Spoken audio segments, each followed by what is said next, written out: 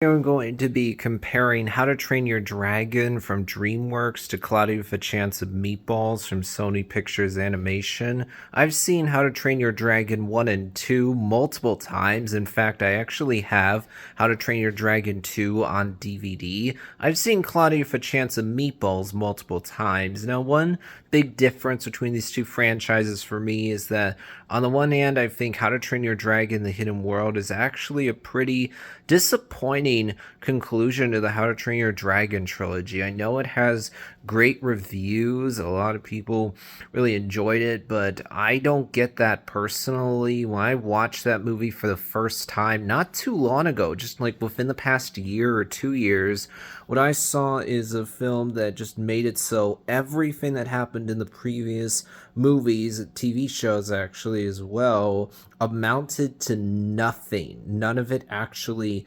mattered. I saw a movie that just ended in such a bummer way where there's not even any kind of shred of optimism for me at all. I know that the final scene where you watch Hiccup, Astra, and their kids ride on the dragons is supposed to make you go, oh, that's heartwarming. I mean, sure, the visuals are obviously great, the score is obviously great, but with what we actually see in that movie, I'm like, this is not optimistic in any way, actually. This ending is just depressing, frankly. With Cloudy with a Chance of Meatballs, I really enjoy both movies. I think they're both a lot of fun. I like the idea that you have this scientist inventor that at first is looked down upon by his town because they all think he's a weirdo, and then he creates this machine that can actually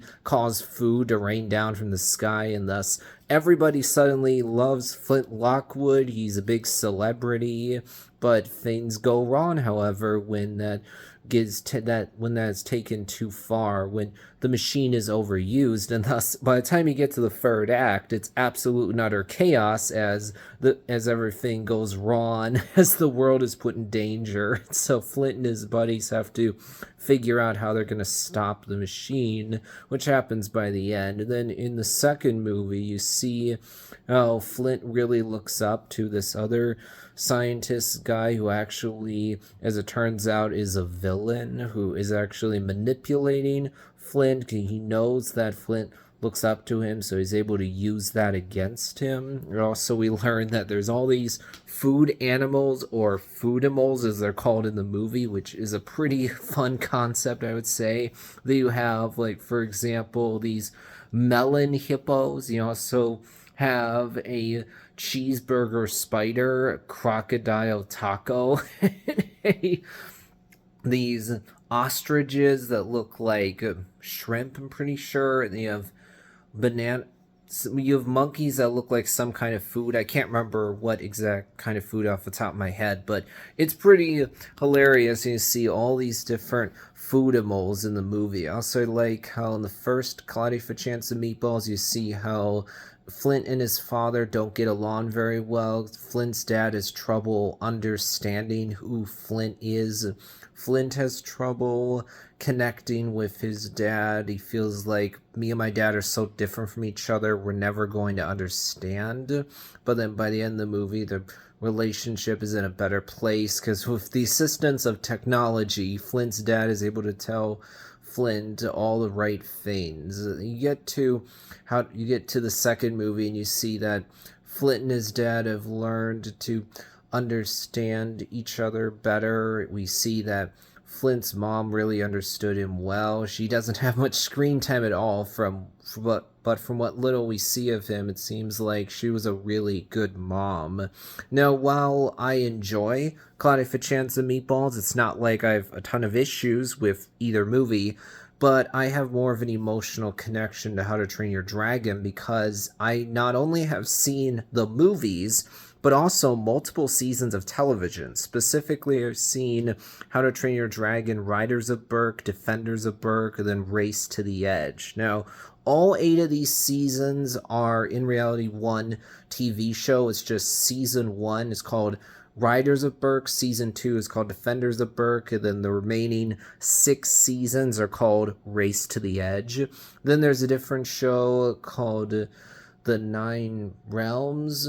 I'm trying to remember exactly what it's called.